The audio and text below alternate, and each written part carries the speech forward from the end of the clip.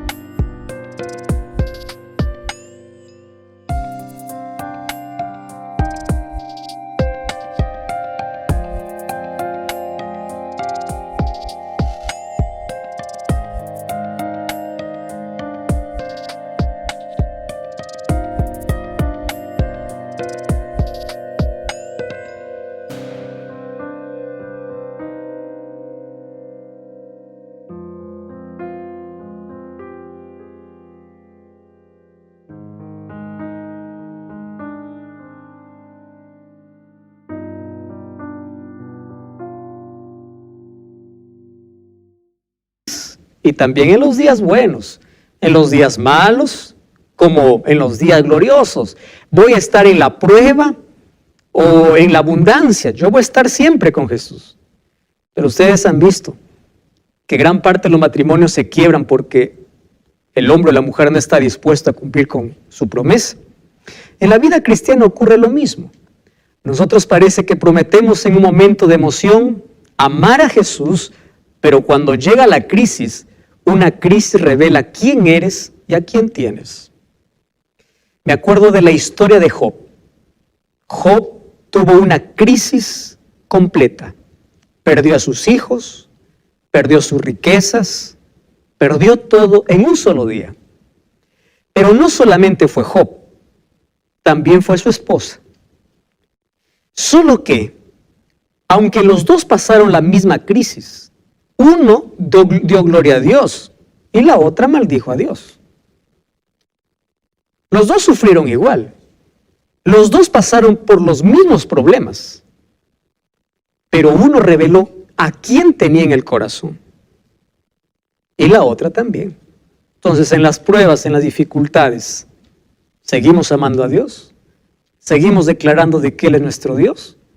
Conozco tantos cristianos que ante el mínimo detalle de la vida se alejan de Dios. Dicen, yo me alejo de Dios, me alejo de la iglesia, por culpa del líder, por culpa. Hoy vamos a ver una historia de una persona que llegó al límite de probar su fe, aun cuando le amenazaron quitarle la vida. ¿Alguien te amenazó quitar la vida por seguir a la iglesia? Entonces, ¿por qué has abandonado la iglesia? ¿Por qué has abandonado a Cristo? ¿Por qué has abandonado tu fe? ¿Hasta dónde has sido capaz de poder revelar cuánto amas a Jesús? Sabes que cuando nosotros pasamos por el fuego de la vida, tenemos dos reacciones. La primera es como el oro. El oro, cuando pasa por el fuego, brilla. Y la segunda es como un palo de leña. Un palo de leña, cuando colocas al fuego, se hace cenizas. Entonces te pregunto, cuando vienen las aflicciones, los problemas, las críticas, las burlas, Cuando venga la crisis a tu vida, ¿tu fe cómo está? ¿Como el oro puro o como un palo de leña? Vamos a abrir la Biblia y vamos a descubrir este fascinante capítulo. Y como siempre, aquí oramos antes de abrir la palabra de Dios. Querido Dios, gracias por darnos el privilegio de abrir tu palabra. Hoy la tenemos en nuestra mano, pero queremos que la coloques en nuestro corazón. Queremos vivir de acuerdo a esta verdad. Queremos entrar en ese proyecto maravilloso de salvación, en ese plan divino. Queremos formar parte de tu reino. Para ello, enséñanos y ayúdanos a ser fieles. En el nombre de Jesús. Amén. Vamos a abrir la Biblia en Daniel capítulo 3. Solo que antes del capítulo 3, quiero mostrarles los últimos versículos del capítulo 2. Daniel capítulo 2, allí el versículo 47, miren lo que dice el rey más poderoso de ese tiempo. Dice así, el rey habló a Daniel y dijo, ¿qué cosa dijo? Ciertamente, vuestro Dios es Dios de dioses, Señor de los reyes, que revela misterios, pues pudiste revelar este misterio. Entonces el rey engrandeció a Daniel y le dio muchos honores, grandes dones, e hizo gobernador de toda la provincia de Babilonia, jefe supremo de todos los sabios. Y Daniel solicitó y obtuvo del rey que pusiera sobre los negocios de la provincia de Babilonia a sus amigos, Sadrac, Mesac y Abednego. Y Daniel estaba, donde dice, en la corte del rey. Ustedes imaginan al hombre más poderoso del mundo diciendo esto. Ese es el Dios. En otras palabras, ¿qué está diciendo? Yo ya quiero dejar mi idolatría porque su Dios es superior. ¿Cómo coloca al Dios de Daniel? Como el Dios soberano. ¿Cómo coloca a sus otros dioses? Como tan insignificantes. Tu Dios es el Dios de dioses. Es decir, aquí yo encuentro a un Nabucodonosor que reconoce a Dios. Y yo probablemente me atrevo a decir, wow, es un Nabucodonosor ya cristiano, ¿verdad? Ya aceptó a Jesús, ya aceptó a Dios. Entonces, amén, aleluya. Espera un momento. La historia no termina allí. Después de ensalzar al Dios de Daniel, ¿sabes cuántos años pasan? 20 o 25 años hay entre el capítulo 2 y el capítulo 3 de Daniel. Y mira cómo comienza el capítulo 3 de Daniel. Versículo 1. Dice así. El rey Nabucodonosor hizo una estatua. ¿Qué cosa soñó Nabucodonosor en el capítulo 2? Una estatua. ¿Qué cosa hace Nabucodonosor en el capítulo 3? Una estatua. ¿Cuál es la diferencia entre la estatua del capítulo 2 y el capítulo 3? Dice, esta estatua era ¿de qué? De oro. Era una estatua de oro, cuya altura era de 60 codos y de anchura 6 codos. Aquí se repite 66 por el sistema sexagesimal que tenían los babilonios. ¿Dónde lo levantó? En el campo de Dura, en la provincia de Babilonia. Probablemente exactamente donde fue construida la Torre de Babel.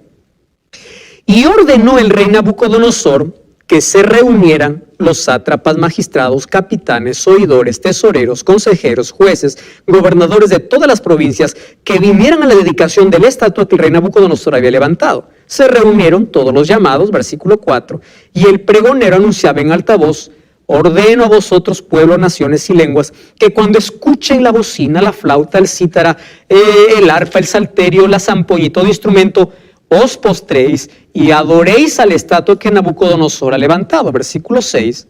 Y cualquiera que no se postre y adore, ¿qué cosa dice? Sea echado inmediatamente a un horno de fuego ardiendo. Los hornos eran muy comunes en la antigua Mesopotamia porque hacían mucho ladrillo. Hornos había en todo lado. Nabucodonosor levanta una estatua en un valle plano, en un campo, donde se pueda divisar hasta lo más lejano, hasta todas las provincias y ciudades cercanas puedan ver aquella imagen que levanta. Ahora, viene una pregunta. ¿Cuál es la diferencia de la estatua del capítulo 2 y el capítulo 3? ¿Recuerdan ustedes? ¿Alguien quiere decir cuál es la diferencia entre las dos estatuas? ¿Recuerdan que la estatua del capítulo 2, cuántos metales tenía? 4 metales. Cabeza de oro, pecho de plata, vientre de bronce, piernas de hierro y pies de hierro mezclado con barro. ¿Y cómo es la estatua que levanta hoy Nabucodonosor? ¿Qué cosa dice? Él hace que toda la estatua sea de oro. Aquí viene la razón del asunto y por qué viene esta prueba ahora para los amigos de Daniel. Nabucodonosor en el capítulo 2 había comprendido que su reino pasaría. Ahora Nabucodonosor dice, ¿y si yo hago que mi reino sea para siempre? Yo no puedo cambiar mi sueño, pero puedo cambiar la imagen. Daniel me dijo que solo la cabeza era de oro, pero yo no quiero que la cabeza sea de oro. Yo quiero que de la cabeza a los pies sea de oro. ¿Qué estaba diciendo Nabucodonosor? Yo quiero que mi imperio nunca se acabe. En otras palabras, Nabucodonosor está yendo en contra de los planes de Dios, en contra de la profecía, en contra de una advertencia, en contra de la omnisciencia de Dios. Ahora les pregunto, ¿acaso nosotros no nos parecemos a veces a Nabucodonosor cuando queremos contradecir a Dios de algo que Él ha dicho? La Biblia dice una cosa, pero yo puedo hacer otra. Porque eso me conviene, o es más, porque eso quiero. Nabucodonosor quería que su reino nunca termine. Es por eso dijo, si yo soñé una estatua con cabeza de oro, yo voy a hacer una estatua de oro puro. Mi imperio no debe tener un final. Y yo voy a demostrar a Daniel y voy a demostrar a todo el mundo que Babilonia va a ser un imperio que va a durar para siempre. Rebeldía completa. Orgullo. Yo quiero. Yo voy a hacer. Cuando el ser humano se olvida que es frágil. Cuando el ser humano se olvida que es apenas un ave de paso. O es como la hierba que se marchita, como menciona la Biblia. O como la neblina que desaparece. Entonces allí él desafía y hace una estatua tan enorme, un codo más o menos mide entre 45 a 50 centímetros. Entonces la medida de la estatua era más o menos de 30 metros por 3 metros de ancho. 30 metros de altura. Tamaño de su arrogancia, tamaño de su orgullo. Y él manda a traer a todos para que adoren esa estatua. Algunos dicen que la estatua que él mandó construir era la figura misma de Nabucodonosor. Es decir, él está reclamando adoración para él a través de ¿qué? A través de una imagen. Ojo con lo que estoy diciendo. Alguien siendo adorado mediante una imagen. Entonces él manda a todos, versículo 2 dice, manda un pregonero, todos los convidados, todas las autoridades, cuando escuchen, miren aquí la influencia de la música. La música tiene un poder importante en la mente de todo ser humano. No cambia el ambiente cuando escuchamos música. La música tiene poder de que la letra puede entrar más fácil al cerebro. Qué bonito sería si a toda la Biblia lo hacemos música. Así la Biblia lo aprenderíamos de memoria. ¿Verdad? Ahora, la música aquí es usada para adoración. Ojo con esto. La música puede ser usada para adorar a Dios o para adorarte a ti mismo o adorar al otro poder, que es el poder del mal. Dice, ustedes escuchan esa música y todos tienen que arrodillarse. ¿Qué cosa está haciendo Nabucodonosor? Yo quiero que ustedes puedan aquí aprender algunos detalles que voy a repetir siempre. Número 1, Nabucodonosor estaba imponiendo una adoración. ¿Qué significa imponer una adoración? Yo te obligo a hacer aunque tú no quieras. ¿Acaso eso no hacemos con nuestros hijos cuando los bautizamos sin que ellos decidan? Yo voy a imponer lo que yo quiero. Te voy a imponer. Y Dios nunca acepta ni aceptará una religión por imposición. Jamás. Porque el hecho de aceptar a Cristo no tiene que ver, o Dios no quiere que sea por imposición, sino sea de manera voluntaria y por amor. Pero aquí el rey está imponiendo una adoración. Es decir, primero impone y en segundo lugar, ni siquiera es una adoración verdadera. ¿Qué cosa es? Es una falsa adoración. Ahora, yo les comenté desde un comienzo de que las historias que se escribieron en Daniel, algunas de ellas se repetirán en el tiempo final. No de la misma manera, pero sí tomando los mismos principios. ¿Qué significa eso? Las historias dicen la forma en que sucedieron los eventos y las profecías muestran la forma en que sucederán. Fíjense aquí. Abran la Biblia en Apocalipsis capítulo 13. Apocalipsis. Daniel 3 ya es un hecho histórico. Apocalipsis 13 es una profecía que aún no se cumple. Apocalipsis capítulo 13, versículo 15 hasta el versículo 17. ¿Alguien quiere leer? Puede tomar el micrófono y puede ayudarme a leer, por favor. Apocalipsis, Nicolás. Bien, Apocalipsis 13 del 15 al 17. Exacto. Y se le permitió infundir aliento a la imagen de la bestia, para que la imagen hablase e hiciese matar a todo aquel que no la adorase. Y hacía que a todos, pequeños y grandes, ricos y pobres, libres y esclavos, se les pusiese una marca en la mano derecha o en la frente, y que ninguno pudiese comprar ni vender, sino el que tuviese la marca o el nombre de la bestia o el número de su nombre. Gracias, Nicolás. ¿De qué está hablando Daniel capítulo 3? De un rey que impone, ¿qué cosa? Una falsa adoración. Cuando se habla de bestia en la Biblia, ¿de qué estamos hablando? De un poder. En el tiempo final, yo no me voy a adelantar al evento, en los próximos capítulos vamos a ver de quién se trata ese poder. Habrá un poder religioso en la tierra que imponga una marca y que les obligase a todos a adorar. ¿A qué cosa dice? A la imagen. ¿Recuerdan que Nabucodonosor qué cosa hizo? Una imagen.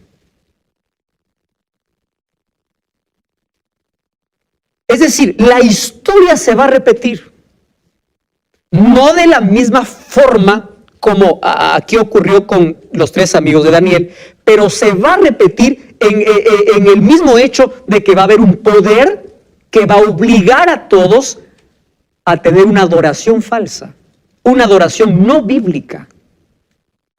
¿Correcto? Les dejo ahí con la intriga porque eso veremos en los próximos capítulos. Habrá un decreto universal, un dirigente de poder mundial que demanda adoración, y el asunto básico gira alrededor de ¿qué? De la obediencia. Porque allí los que estaban obligados. Es más, no solo obligados, estaban sentenciados. Si tú no adoras, ¿qué cosa haces? Mueres. Entonces, ahí sí la obediencia es más complicada. Sí. Le llamaban falsa adoración porque el rey, la imagen a adorar era falsa y porque la adoración era impuesta. La adoración era impuesta. Por las dos cosas. Y la adoración no era a Dios, era a una estatua que representaba a Nabucodonosor. No estaba dirigida la adoración a Dios, sino a una imagen. Y la única adoración a quien se debe dar es a quién? a Dios. Es una falsa adoración impuesta. En Apocalipsis vamos a encontrar de que también hay un poder que va a levantar una falsa adoración. ¿Por qué? Porque Dios te dice cómo debes adorar y en qué día debes adorar. Pero habrá un poder que diga, no, ustedes van a adorar este día, el día que yo quiero. Eso lo vamos a ver en los próximos capítulos. Muy bien. Ahora miren lo que ocurre. Versículo 8. Daniel capítulo 3, versículo 8. Me encanta este capítulo, versículo 8. Dice así. En aquel tiempo, en aquel tiempo, algunos de los hombres caldeos vinieron y acusaron maliciosamente a los judíos. Hablaron y dijeron al rey Nabucodonosor, rey, para siempre vive. Rey, tú has dado una orden, has dado una ley, has impuesto una ley, que todo el que está aquí se postre ante tu imagen. Versículo 12. Hay unos hombres judíos, aquí, hombres judíos, de los cuales tú les pusiste, es más, son tus hombres de confianza, ten cuidado, aquellos que dices que son de tu confianza, que son Sadrach, Mesach y Abednego, estos no te han respetado, no adoran tus dioses, ni adoran la estatua que has levantado. ¿De qué están acusando aquí a los tres amigos de Daniel? De dos cosas. Que no adoran los dioses de Nabucodonosor. ¿Y qué más no adoran? La estatua que la ha levantado. Genial. La pregunta es, ¿por qué no obedecieron? Una persona me escribió hace un par de meses, diciéndome sobre este asunto, pastor, ¿hasta qué punto tenemos que obedecer a las autoridades? Y me sacó este texto.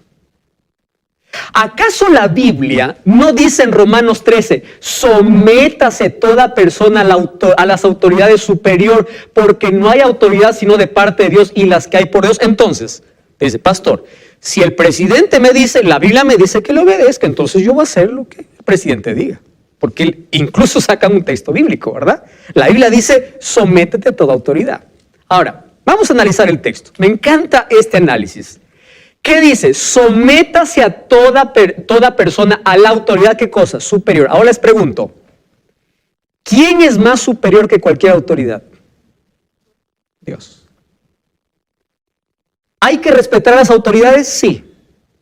Pero cuando las autoridades se colocan por encima de los principios de Dios, yo respeto a la autoridad mayor. ¿Quién es la autoridad mayor? Dios. Ahora, comprendan este asunto porque es interesante y delicado. ¿Qué leyes tenemos que nosotros obedecer aquí? Claro que hay leyes civiles que hay que obedecer. La Biblia dice que yo solo debo obedecer a Dios, yo no obedecer la ley de tránsito. Es una locura. Sométete a la autoridad. Hay que estar en regla con todo lo que las autoridades nos pidan, porque eso es parte de nuestro ejemplo en esta sociedad. Pero cuando la autoridad me quiere obligar a hacer algo que está en contra de los principios de Dios, le digo, espera un momento. Tú eres autoridad superior, pero si tú quieres hacer que yo haga algo que no está escrito en la Biblia, Dios es más superior que tú. Es por eso que la Biblia también dice, es necesario obedecer a Dios antes que a los hombres. ¿Quién está primero entre las autoridades? Dios. Ahora, pastor, ¿por qué no se arrodillaron? Muy buena pregunta. Vamos a Éxodo capítulo 20. Éxodo capítulo 20, versículo 3 hasta el versículo 5. Dice así, Éxodo 23. No tendrás dioses ajenos delante de mí. Versículo 4. No te harás imagen ni ninguna semejanza de lo que esté en el cielo, ni abajo en la tierra, ni en las aguas debajo de la tierra. No te inclinarás a ellas, ni las honrarás. En otras palabras, ni las venerarás. ¿Correcto? Porque yo soy Jehová tu Dios, fuerte, celoso, que visito la maldad de los padres sobre los hijos, hasta la tercera y cuarta generación de los que me aborrecen, y hago misericordia de millares de los que me aman y guardan mis mandamientos. ¿Eso estaba claro para los judíos, sí o no? Muy claro. Esto formaba parte, ¿qué cosa? De la ley. ¿Quién escribió esta ley? ¿Moisés? Vamos a Éxodo capítulo 31, versículo 18. Éxodo capítulo 31, versículo 18, dice así.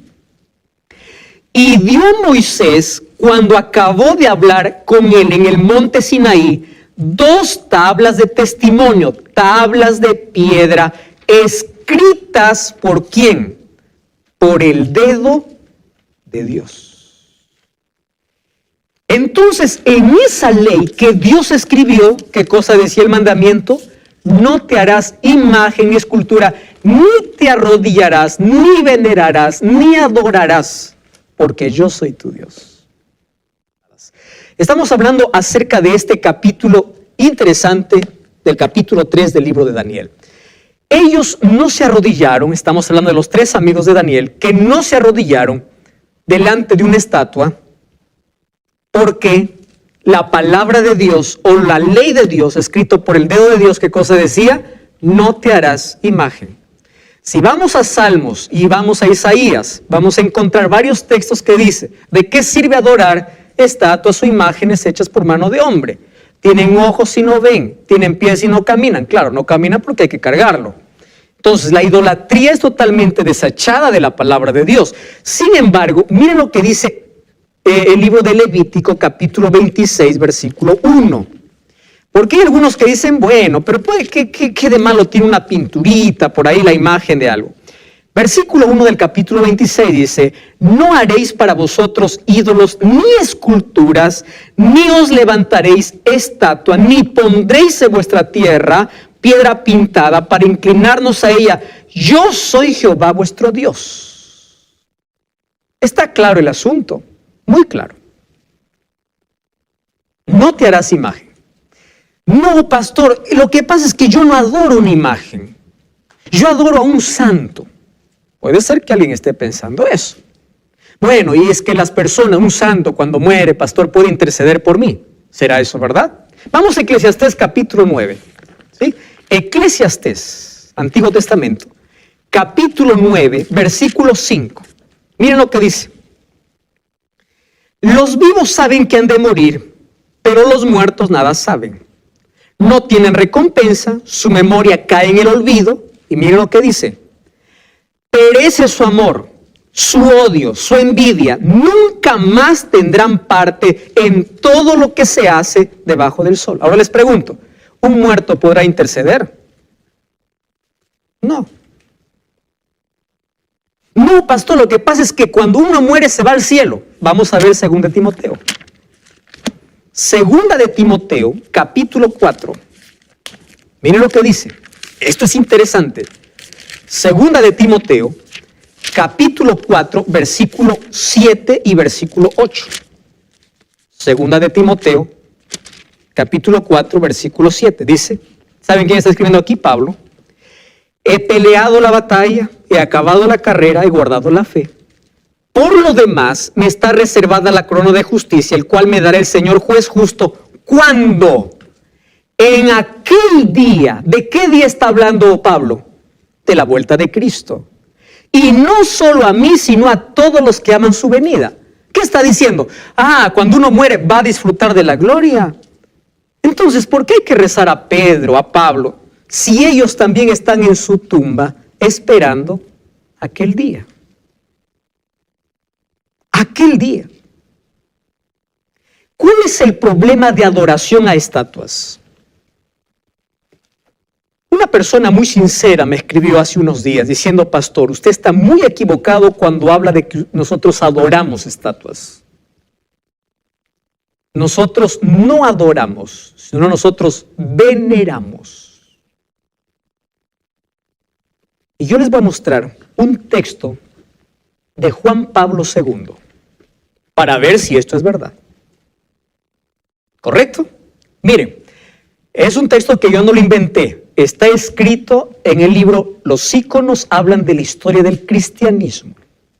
Dice así: una misteriosa presencia del prototipo trascendente pareciera como si fuera transferida a la imagen sagrada.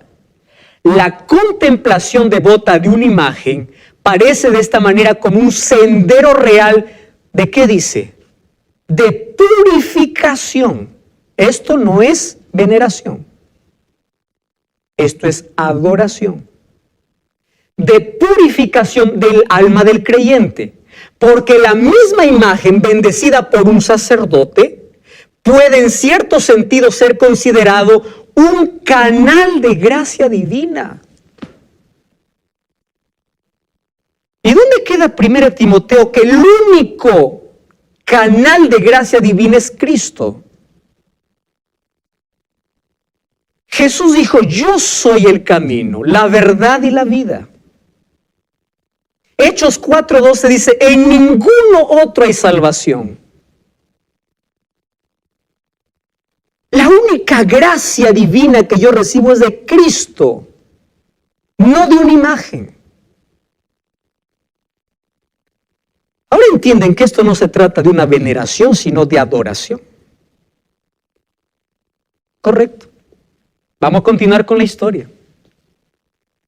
Nabucodonosor, cuando escucha esto, empieza a llamar ¿a quién?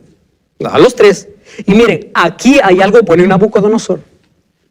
Nabucodonosor no es de aquellos que escuchan y dicen: ya, de frente voy a actuar. No, no, no. Llama y habla, conversa, dialoga y le dice: ¿es verdad, Sadrach, Mesach y Abednego, que vosotros no honráis a mi Dios, ni adoráis la estatua que yo he levantado? Es verdad lo que ustedes están haciendo eso. Muy bien, dice, vamos a llegar a un acuerdo. Ustedes saben que el mayor negociador es el diablo. Al diablo le gusta negociar. ¿Saben cuál es su negocio? Dice: mira, yo no te quiero en la iglesia. Ah, pero si tú quieres ir, está bien. Vamos a hacer un negocio. Ándate a la iglesia, pero en tu casa vive como quieras. Un buen negocio. Al diablo le gusta negociar. Está bien. Mira, a mí no me gusta que seas un cristiano, ¿está? Ah, pero anda ya. ¿Qué importa? Tú en la semana puedes vivir como quieras. Tú no guardes mandamientos. Olvídate de eso. Pero di que eres cristiano. Eso es una negociación. Hay personas que negocian su fe, negocian sus principios. Y Nabucodonosor dice: vamos a negociar. Mírenme, la próxima vez yo les voy a dar una oportunidad para que digan que yo soy bueno. No digan que yo soy malo. Yo soy una buena persona, ¿tá? Entonces, lo que van a hacer es que la próxima vez se van a rodear. ¿Listo? Levante la mano, ¿quién lo va a hacer? Y allí aparece la respuesta.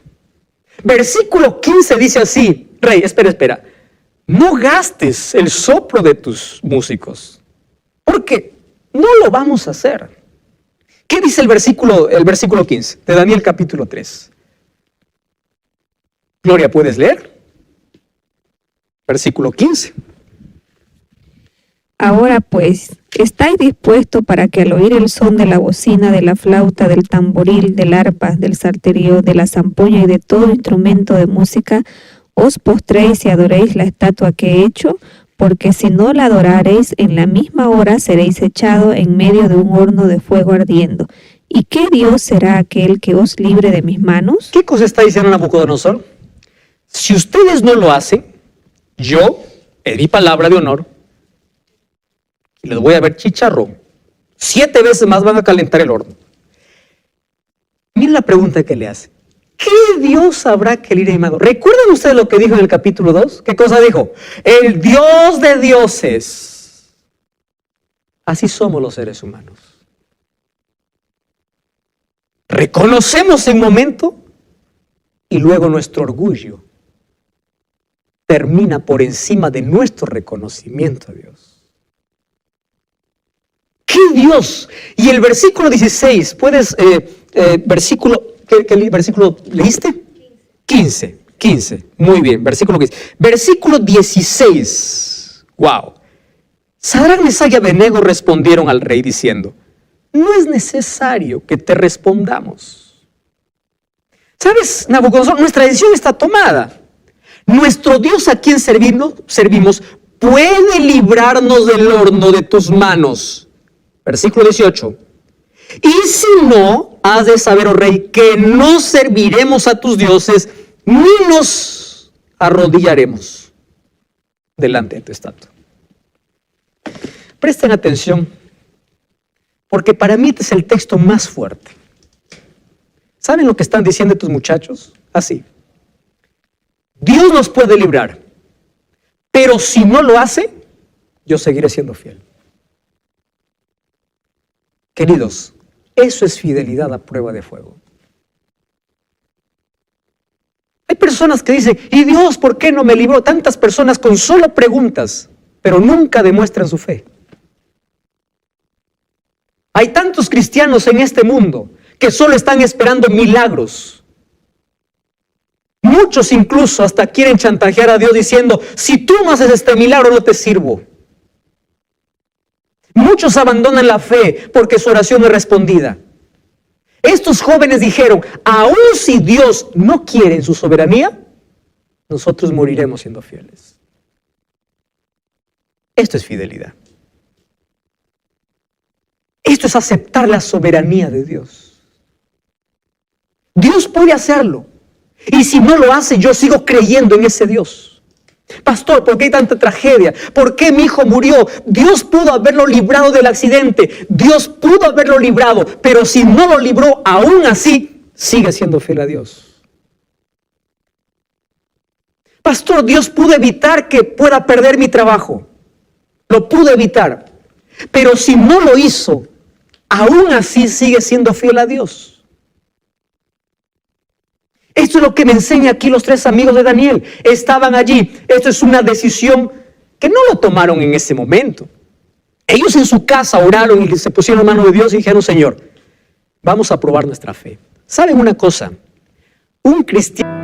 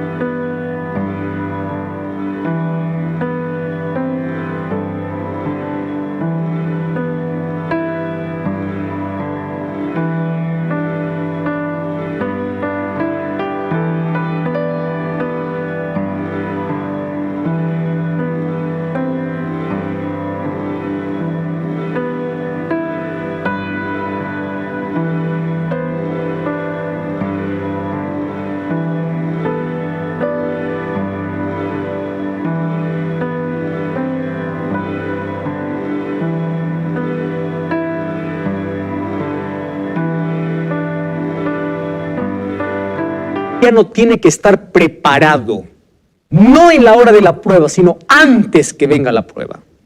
Y la preparación es a través del estudio de la Biblia. Una persona que espera la prueba para enfrentarla, no va a soportar. Una persona que se prepara para enfrentar la prueba, va a salir victorioso de la prueba. Estos hombres tomaron una decisión en su casa, fueron preparados. Por eso le dijeron, mira Daniel, Nabucodonosor, no necesitas darnos oportunidad. Porque la decisión está hecha. Queridos, hay decisiones que no deben esperar. Es la decisión cuando elegimos por Jesús. Esa es la decisión que no podemos esperar. Nabucodonosor se llenó de ira, demudó su aspecto de su rostro. ¿Y qué cosa sucedió? Los echó. Ahora fíjense. Si nosotros comparamos Daniel 3 con Apocalipsis 13, vamos a encontrar la misma similitud. Por ejemplo, Daniel 3 habla de un soberano poderoso. Apocalipsis 13 habla de un soberano. Daniel 3 habla de una imagen falsa. Apocalipsis también. Daniel 3 habla de una adoración forzada. Apocalipsis también. De una unión de iglesia y Estado. ¿Qué cosa está haciendo Nabucodonosor? Está uniendo la política con la religión. Porque ¿qué cosa está buscando? Adoración. ¿Usando qué cosa? Sus poderes. Eso no es unir la política con la religión. Eso ocurrirá muy pronto. Siguiente, habrá una pena de muerte. Y así como estos tres muchachos los hijos de Dios que guardan los mandamientos de Dios tendrán que ser fieles en esa hora de prueba. ¿Qué sucedió con estos muchachos? Se fueron al horno. ¿Qué ocurrió en el horno? Nabucodonosor se espantó, dice el versículo 24 y 25, y dijo a los de su consejo: ¿no echaron 3? Yo veo 4. Y dice, y el aspecto del cuarto es semejante ¿a quién? Al Hijo de los dioses.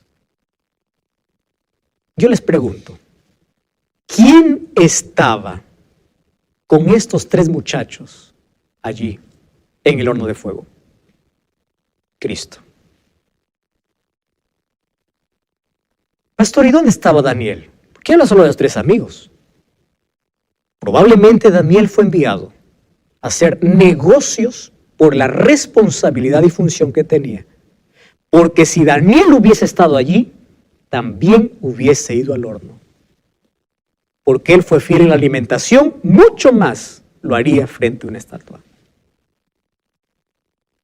¿Saben qué cosa es lo que me emociona de toda esta historia? Es lo siguiente. A veces Dios no nos va a evitar el horno de fuego. A veces vamos a entrar al horno de fuego. A veces el milagro no va a ocurrir antes